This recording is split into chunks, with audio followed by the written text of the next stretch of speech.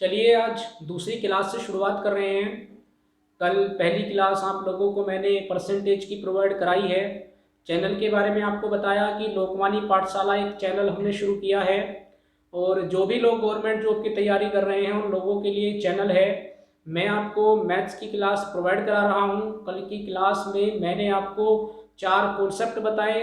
Specially उन लोगों के लिए मैंने क्लास बनाई जिनको परसेंटेज के बारे में कुछ भी जानकारी नहीं है, एग्ज़ाम भी दे रहे हैं, फॉर्म भी भर रहे हैं, लेकिन मैथ का डर उनके अंदर से ख़त्म नहीं हो रहा है। तो आप इन कॉन्सेप्ट को जब सीखेंगे तो वो डर भी आपका चला जाएगा। 4 कॉन्सेप्ट बताए हैं, पहली क्लास को अच्छे से देख ले। और आज हम 5वां कॉन्सेप्ट पढ़ेंगे, प्रतिशत को भिन्न में बदलना। नेक्स्ट क्लास से, जैसा मैंने पिछली क्लास में बताया, बुक से हम क्वेश्चन करना शुरू करेंगे। कौन सी बुक से आपको पढ़ना है ये सब अभी मैं आपको वीडियो के लास्ट में बताऊंगा, और कैसे कैसे आपको पढ़ना है ये सब भी मैं आपको वीडियो के लास्ट में बताने वाला हूँ। तो चलिए नेक्स्ट कॉन्सेप्ट को समझते हैं, और कॉन्सेप्ट है प्रतिशत को भिन्न में बदलना, to convert percent into fraction. अब सबसे पहली बात आती है कि ये परसेंट के अंदर भिन्न कहाँ से आ गया, इस फ्रैक्शन का क्या रूल है। तो फ्रैक्शन उसे बोलते हैं जब आपके पास कोई वैल्यू न्यूमरेटर और डिनोमिनेटर की फॉर्म में होती है। न्यूमरेटर को हिंदी में हम कहते हैं अंश, और डिनोमिनेटर को हिंदी में हम कहते हैं हर।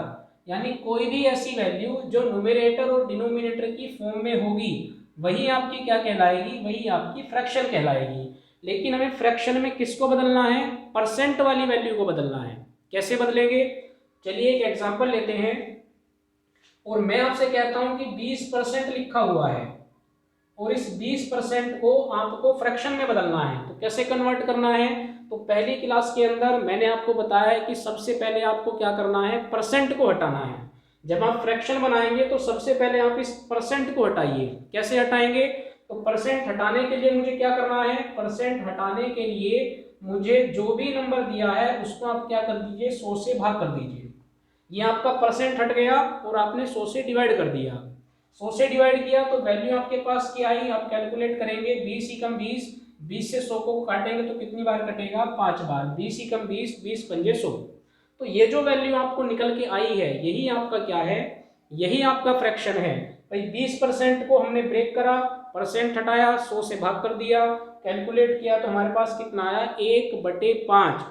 यानी 1/5 में ये क्या है, ये हमारा न्यूमरेटर है और ये क्या है, ये हमारा डिनोमिनेटर है। तो कैसी वैल्यू बन गई, फ्रैक्शन की वैल्यू बन गई। आसान है। चलिए एक एग्जांपल और लेते हैं। मैं आपसे कहता हूं कि आप 40% को फ्रैक्शन में बदल दीजिए। तो आप बोल रहे होंगे 40% को फ्रैक्शन में बदलना है, तो सबसे पहला काम क्या करिए, आप इस परसेंट को हटाइए। परसेंट को हटाएंगे तो किससे डिवाइड करेंगे, 100 से डिवाइड करेंगे। डिवाइड कर लिया तो आप इसको कैलकुलेट कर सकते हैं। इसको आप 20 से काट लीजिए, 20 से काटेंगे 20 दूनी 40, 100 को 20 से काटेंगे 20 पंजे 100। काटने के लिए मैं क्यों कह रहा हूं कि जो भी आपकी कैलकुलेशन होगी उसको आप लास्ट तक ले जाइए। लास्ट तक ले जाने का मतलब जहां तक भी उसमें कैलकुलेशन हो रही है वो आप कर लीजिए। भाई 40% है, 100 से डिवाइड करा तो 40/100 बना, लेकिन हम 40/100 को भी छोटा कर सकते हैं, हम इसको भी डिवाइड कर सकते हैं। तो हमने 20 से डिवाइड किया, 20 दूनी 40, 20 पंजे 100। तो ये जो आपकी वैल्यू निकल के आई ये कैसी आई, ये आपकी फ्रैक्शन में निकल के आई है। अब आप जरा इन दोनों वैल्यू को ध्यान से देखिए। पहला क्या था, पहला था 20%, और 20% की आपने फ्रैक्शन क्या बनाई है, तो 20% की फ्रैक्शन आपने बनाई है 1/5। फिर मैंने आपको क्या दिया, मैंने आपको दिया 40%, तो आपको 40% मिला। तो 40% की फ्रैक्शन आपने क्या बनाई, 40% की फ्रैक्शन आपने बनाई 2/5। अब जरा ध्यान से समझ लीजिएगा, क्योंकि यहां से जो कॉन्सेप्ट आने वाला है वो आपको हर क्वेश्चन में हेल्प करेगा। 2 मेथड मैं आपको बताऊंगा, एक मैं आपको 100% वाला मेथड बताऊंगा और एक मैं आपको फ्रैक्शन वाला मेथड बताऊंगा। तो जब आप इनको समझेंगे तभी आपको आगे के वो मेथड समझ में आएंगे। अब यहां से समझना क्या है, ये जो आपने वैल्यू निकाली है 20% की फ्रैक्शन 1/5। अब अगर मैं आपसे कहता हूं कि आप मुझे बताइए कि मुझे 5 का 20% निकालना है। अगर मुझे ये जो मेरी नीचे वाली वैल्यू निकल के आई है 5, अगर मुझे इसका 20% निकालना हो तो वो कितना आएगा। चलिए एक बार कैलकुलेट करते हैं कि अगर मैंने 5 का 20% निकाला तो वो कितना आएगा। तो 5 का 20% निकालेंगे तो क्या होगा, 5 गुना 20% को हटाएंगे, डिवाइड किससे करेंगे, 100 से, तो आप कैलकुलेट करेंगे तो ये आपका आएगा 1। कितना आया, 1 आया। जरा अगले वाले को कैलकुलेट करते हैं। 40% का आपने फ्रैक्शन बनाया 2/5। मैं आपसे कहता हूं कि आप मुझे 5 का 40% निकाल के दिखाइए, तो आप बोल रहे होंगे 5 गुना 40%। परसेंट को आप हटाएंगे तो आप क्या करेंगे, 100 से डिवाइड करेंगे। ये सब पहली क्लास में आपको बता के आ रहा हूँ। इसको आप कैलकुलेट करोगे, ये 20 बार कटेगा। 20 से आप 40 को कैलकुलेट करोगे, 2 बार कटेगा, तो यहाँ से 2 आया, यहाँ से 1 आया। अब आपको क्या करना है, आप जरा ये देखिए कि जिसका आप 20% निकाल रहे थे, आप 5 का 20% निकाल रहे थे, जरा ऊपर जो वैल्यू लिखी है न्यूमरेटर, वो कितनी लिखी है, तो आप देखिए वो वही लिखी है जो हमने यहां से कैलकुलेट की है। यहां से कितना आया, 1। ऊपर भी क्या लिखा है, 1। सेकंड वाले को एक बार चेक कर लीजिए। हमने 5 का 40% निकाला, 5 का 40% निकाला, कितना आया, 2। ऊपर क्या लिखा है, 2 लिखा है। इसका मतलब क्या हुआ कि हमें ये कैलकुलेशन करने की जरूरत नहीं है, हम डायरेक्ट बता सकते हैं कि 5 का 20% कितना होगा। तो आप बोल रहे होंगे 5 का 20% होगा 1, जो वैल्यू न्यूमरेटर में लिखी है। इसी तरह से अगर मैं आपसे पूछता हूं 5 का 40% कितना होगा, तो आप सिंपली बताएंगे 5 का 40% कितना होगा, 2। यानी जो वैल्यू न्यूमरेटर में लिखी है वही आपका डिनोमिनेटर की परसेंटेज है। एक और एग्जांपल ले लेते हैं। मैं आपसे कहता हूं कि आप मुझे 30% की फ्रैक्शन बताइए क्या होगी।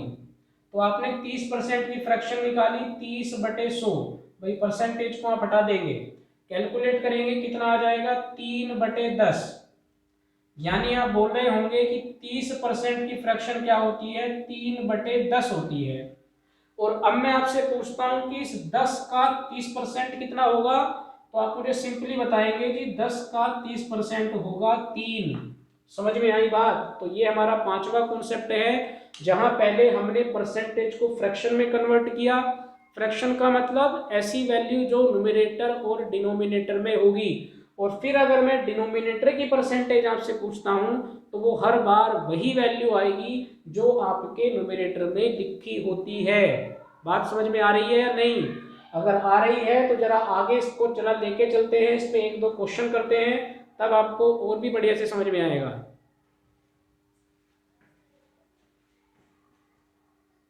चलिए एक क्वेश्चन से समझते हैं। और क्वेश्चन है, किसी घड़ी की कीमत 200 रुपये है, इसमें 20% की कमी हो गई तो घड़ी का नया मूल्य क्या होगा।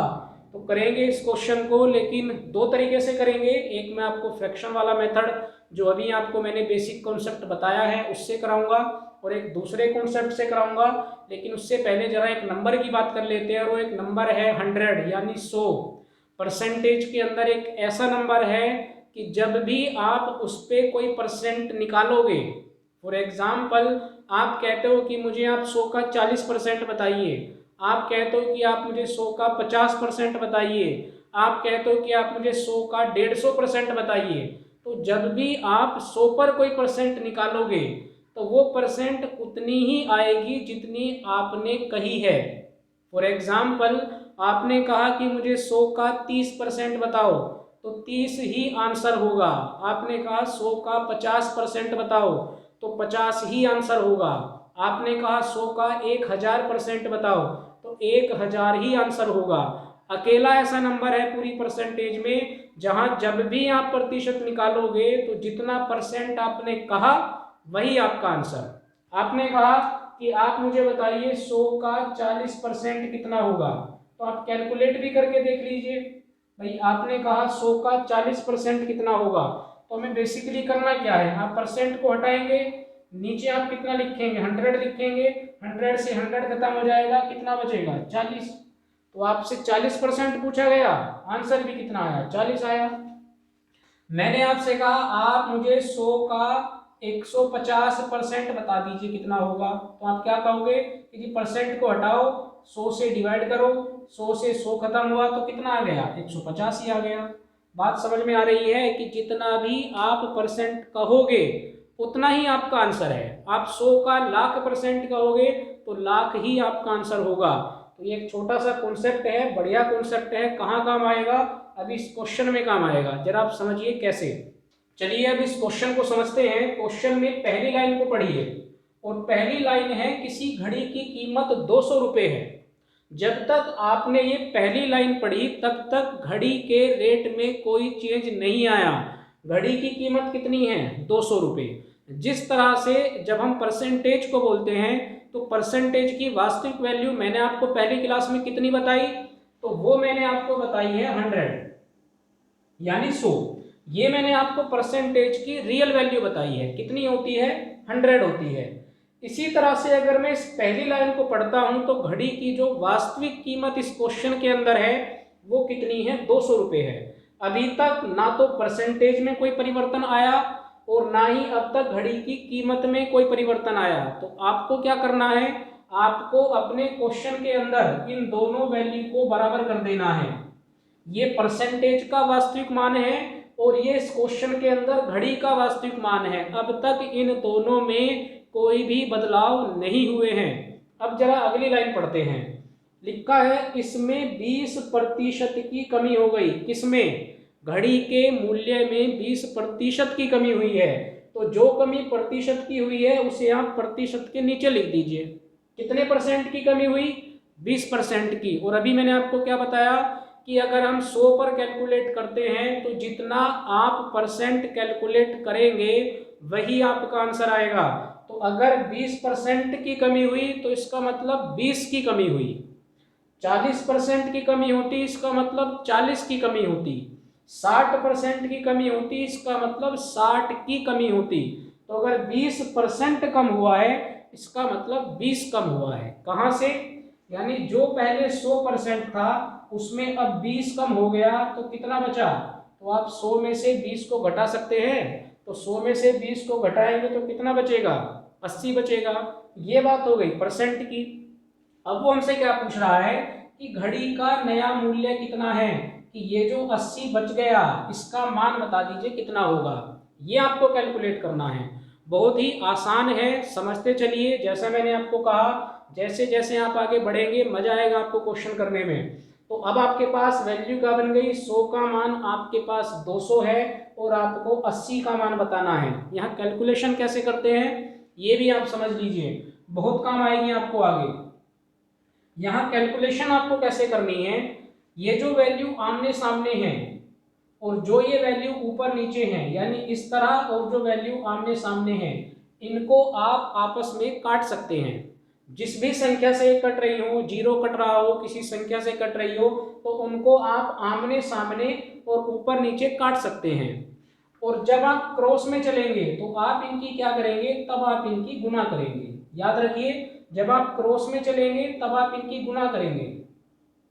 और जब आप अप और डाउन यानी ऊपर और नीचे जाएंगे तब आप इनको क्या कर सकते हैं? तब आप इनको कैंसिल कर सकते हैं, काट सकते हैं। कैसे?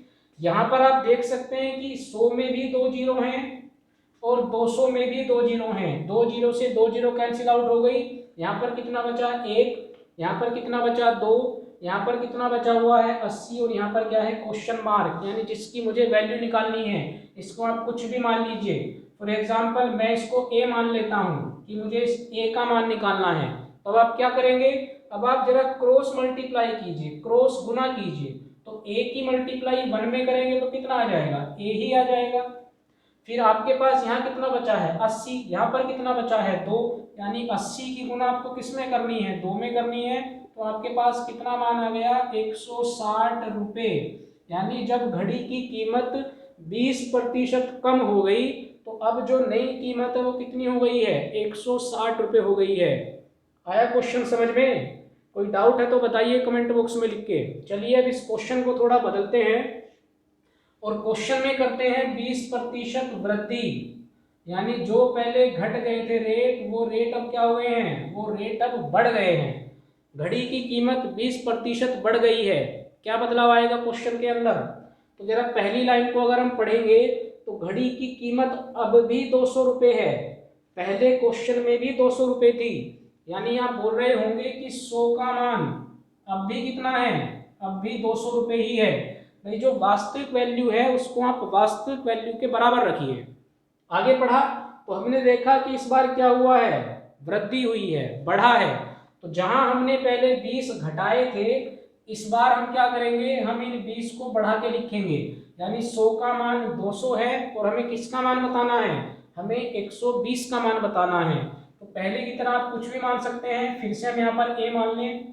कैसे कैलकुलेट करना है याद रखिए, आमने सामने आप काट सकते हैं, ऊपर नीचे आप काट सकते हैं, जैसे आपको सही लगे। तो बेहतर है कि आप पहले की तरह कैलकुलेट करेंगे तो 2 जीरो से वापस 2 जीरो कैंसिल आउट हो जाएंगी। अब आप क्रॉस गुना कर सकते हैं, तो आपके पास जो ए का मान आएगा 120 गुना 2, यानी कितना होगा नया रेट, नया रेट हो गया है 240। घड़ी महंगी हो गई है, कितने रुपए की हो गई, 240 रुपए की। बात समझ में आई, क्वेश्चन समझ में आया। चलिए अब मैं आपको इसका दूसरा मेथड बताता हूँ, फ्रैक्शन वाला, और उसके बाद फिर मैं आपको बताऊंगा कि तीसरी क्लास के अंदर आपको कौन सी बुक से क्वेश्चन कराए जाएंगे, कैसे कैसे आपको क्वेश्चन मैं बताऊंगा। चलिए एक बार इसका फ्रैक्शन वाला मेथड देख लेते हैं।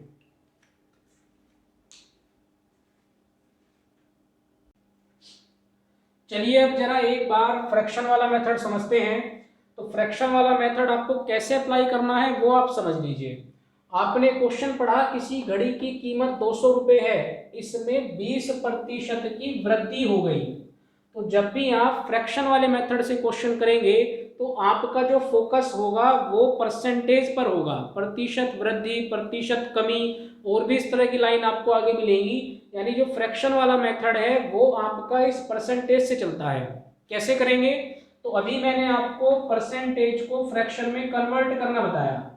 तो 20% को अगर मुझे फ्रैक्शन में कन्वर्ट करना है तो मुझे क्या करना होगा, परसेंट को हटाइए, 100 से डिवाइड करेंगे, इसको आप कैलकुलेट करेंगे तो कितना आ जाएगा 1/5, 1/5। अभी बता के आ रहा हूँ आपको।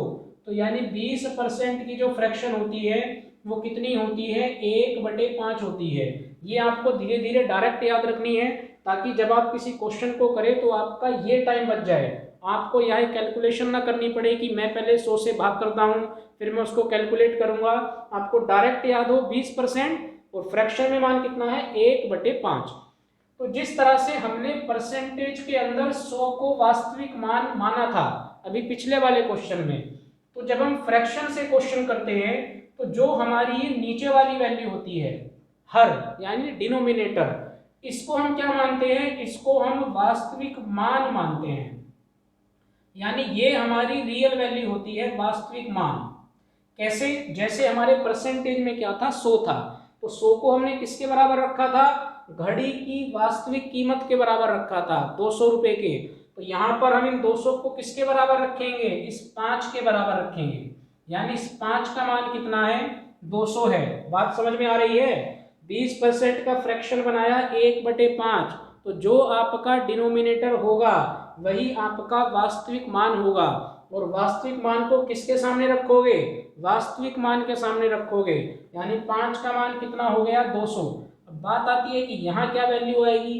तो अभी आप जरा ध्यान कीजिए, जब आपने फ्रैक्शन कन्वर्ट किए हैं तो मैंने आपको वहाँ ये भी बताया था कि अगर मैं आपसे पूछता हूँ 5 का 20% कितना है, तो आप क्या कहेंगे कि 5 का 20% है 1। ये मैं आपसे क्यों पूछ रहा हूँ भाई, 20% की वृद्धि हुई। आप कहते हैं कि ये मेरा वास्तविक मान है 5, तो अगर मैं 5 को 20% बढ़ाऊंगा, इसका मतलब मैं उसको कितना बढ़ाऊंगा, 1 बढ़ाऊंगा। क्यों, क्योंकि 5 का 20% कितना होता है, 1 होता है। तो अगर मैंने 5 को 1 बढ़ाया तो वो कितना हो जाएगा, वो 6 हो जाएगा। फॉर एग्जाम्पल यहाँ पर लिखा होता 20% की कमी, तो आप फ्रैक्शन तो ऐसे ही ब्रेक करेंगे, यहाँ पर 5 भी आएगा, लेकिन अगर 20% कम हो रहा है इसका मतलब 1 घट रहा है। तो घटने वाले केस में आप यहाँ पर क्या कर देंगे, 4 कर देंगे। 5 में से 1 को घटाएंगे तो कितना लिख देंगे, 4 लिख देंगे। लेकिन यहाँ पर वृद्धि है, कितनी वृद्धि है, 20%। तो 5 का 20% कितना होता है, 1। तो यानी 5 बढ़ के कितना हो गया, जब 1 बढ़ गया तो कितना हो गया, 6। तो अब क्या लाइन बन गई भाई, 5 का मान कितना है 200, आपको किसका मान बताना है, आपको 6 का मान बताना है। कैलकुलेशन वही पहले की तरह करनी है, इसको आप ए मानिए बी मानिए, इससे कोई फर्क नहीं पड़ेगा, आपको अपनी कैलकुलेशन करनी है। कैसे करेंगे, बार बार बता रहा हूं, आमने सामने काट सकते हैं, ऊपर नीचे काट सकते हैं, ठीक है। तो अगर मैं 5 से 200 को काटता हूं तो ये 40 बार कटेगा, 5 से 20 को काटेंगे, 5 चौक 20 और एक जीरो, तो क्या बचा, यहां से कैलकुलेट करेंगे तो केवल ए बचेगा, भाई 5 से डायरेक्ट काट दिया तो ए की मल्टीप्लाई यहाँ हुई तो कितना आया, ए आया, क्योंकि यहाँ पर 1 बचा होगा, ठीक है। और यहाँ पर कितना बचा है 6, यहाँ पर कितना बचा है 40, तो आप कैलकुलेट करेंगे तो ये कितना आ जाएगा 240। जरा याद कीजिए पिछली बार भी आंसर कितना आया था, 240 ही आया था। कब, जब घड़ी की कीमत 20% बढ़ गई है। तो दोनों ही कॉन्सेप्ट बढ़िया हैं। आप अभी केवल इतना ध्यान रखिए कि मैं आपको किस तरह से कॉन्सेप्ट बता रहा हूँ। जब हम अब नेक्स्ट वाली क्लास में क्वेश्चन करेंगे तो मैंने आपको जो भी जितना कुछ भी आपको बताया है ये सब आपके काम आएगा। तो चलिए बात कर लेते हैं कि अगली क्लास कौन सी होने वाली है और उसमें मैं आपको किस बुक से क्वेश्चन कराने वाला हूँ। तो बुक फिलहाल आपको SD यादव मार्केट में बड़े आराम से आपको मिल जाएगी, जहाँ पर भी कंपटीशन की किताबें मिलती हैं वहाँ जाके आप बोलिएगा कि SD यादव की बुक चाहिए, तो चाहे वो हिंदी मीडियम की हो या इंग्लिश मीडियम में आपको मिल जाएगी। जैसे आप पढ़ते होंगे तो उस बुक को आप परचेज कर ले। खास बात क्या है उस बुक में, क्यों बता रहा हूँ मैं, तो उस बुक में खास बात यह है कि वहाँ आपको टाइप वाइज क्वेश्चन मिलते हैं। टाइप वाइज का मतलब कि जैसे आपने एक टॉपिक उठाया इलेक्शन, चुनाव, चुनाव के क्वेश्चन मिलेंगे। आपने कोई टॉपिक उठाया स्टूडेंट्स के पास और फेल वाले क्वेश्चन, तो आपको वे वाले क्वेश्चन मिलेंगे। यानी अलग अलग टाइप के क्वेश्चन आपको उसके अंदर मिलेंगे और मैं भी आपको क्लास वैसे ही प्रोवाइड कराऊंगा।